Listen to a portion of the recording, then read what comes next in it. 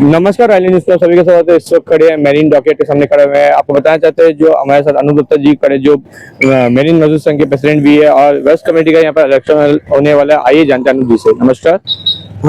नमस्कार, island news आपको भी बहुत बहुत धन्यवाद जी।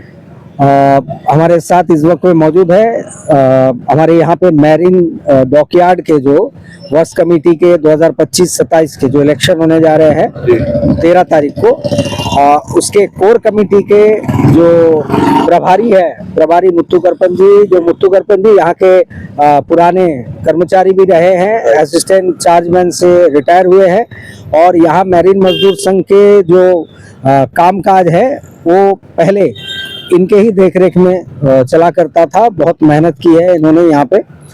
और खास करके मैं बताना चाहूँगा कि ये जो वर्क्स कमेटी इलेक्शन है, ये पिछले टेन्योर जो थे उसमें भी हुए थे और हमने यानी कि मेरीन मजदूर संघ ने उसमें पार्टिसिपेट नहीं किया था। केवल यहाँ के कुछ और जो रजिस्टर्ड यूनियन है उन्होंने किया था, लेकिन दुर्भाग्यवश जो है इनके आपसी रंजिश कुछ कारण रहे हैं जिनके कारण से कोर्ट तक का सफर तय करना पड़ा इनको।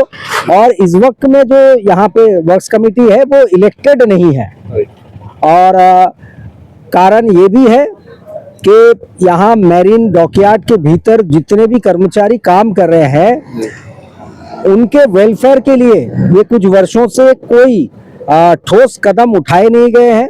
जैसे कि क्या वेलफेयर के क्या बताना? जैसे वेलफेयर में तमाम चीजें होती है। अगर किसी संस्थान के भीतर, इंडस्ट्रियल स्टेट के भीतर कामकाज अगर सुचारू चलाना हो तो उसमें कई चीजों की सुविधाएं होनी जरूरी होती है और बहुत सारे वर्कर्स के रिलेटेड इश्यूज होते हैं जिसको समय समय पे उसको सुधार लाने की आवश्यकता है। उनके डिमांड्स होते हैं, उसको पूरा करने की आवश्यकता होती है।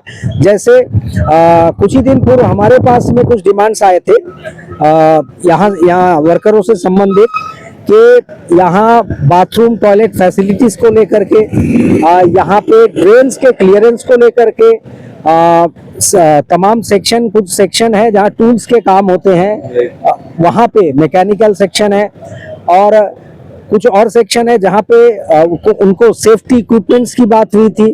तो हम तमाम ये सारे डिमांड्स को लेकर के सेलर जो शॉप है, सेलर शॉप में वहाँ पे महिलाओं के कुछ मुद्दे थे, उनको भी हमने लिखित तौर पे दिया और हमने मुलाकात की थी हमारे प्रतिनिधियों के साथ, हमारे स्टेट कमेटी के साथ।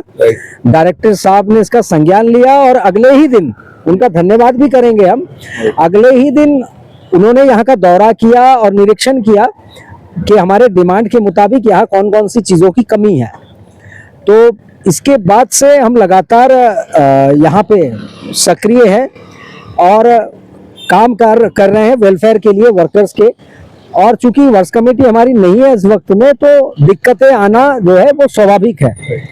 तो इस बार जो है इलेक्शन वर्क्स कमेटी का हम गुजारिश करेंगे हमारे तमाम मजदूर भाइयों से कि अगर आपको लगता है कि इन 2-2.5 सालों में वर्क्स कमेटी ने काम किया है और बहुत अच्छे तरीके से आप लोगों के लिए कोई काम किया है, आपके वेलफेयर के लिए काम किया है, तो ठीक है, आप उनको चुनना चाहेंगे आप चुन सकते हैं। अगर नहीं, और आपको अगर लगता है वर्क्स कमेटी और वर्कर्स को कि प्रेजेंट वर्क्स कमेटी जो इतने दिनों तक चली है यहाँ पे, उन्होंने कोई वेलफेयर एक्टिविटीज वर्कर्स के लिए नहीं किया, या तो ये व्यक्तिगत रूप से अपना काम कर रहे थे, व्यक्तिगत लाभ के लिए कर रहे थे और एक अड्डा बना दिया है यहाँ पे कि वर्कर्स को छोड़ के, वर्कर्स के सहूलियत या वेलफेयर को छोड़ के बाकी तमाम काम यहाँ पे वो कर रहे थे। तो हमारी गुजारिश यही रहेगी कि एमएमएस मेरीन मजदूर संघ के हमारे जो हैं 10 कैंडिडेट इस वक्त में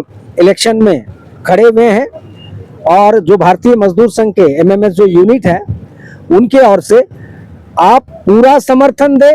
और साथ में एक गुजारिश है, हो सकता है आपको प्रलोभन दे, जो इलेक्शन में होता है आमतौर पे प्रलोभन दिया जाना, धमकाना, डराना, ये सारी चीजें होती हैं, पर आप विचलित ना हो, घबराए नहीं। हम मजबूत है हम अपने फील्ड में जो हैं वो एक्टिव हैं और पूरे भारतीय मजदूर संघ के परिवार आपके साथ खड़े हैं। पिछले दिनों प्रचार में हमारे फॉरेस्ट मजदूर संघ के यूनिट भी आए थे, इलेक्टेड कुछ का जो इलेक्टेड मेंबर्स हैं, काउंसिलर्स हैं, वो भी आए थे। और जो माननीय ऑनरेबल एमपी जी, उनके भी आने की बात थी, लेकिन वो इस वक्त में अंडमान निकोबार के मुद्दे को लेकर, बड़े मुद्दों को लेकर, इस वक्त पार्लियामेंट जो चल रहा है, पार्लियामेंट में है इस वक्त वहां पे, तो हम गुजारिश यही करेंगे किसी प्रलोभन में ना आए।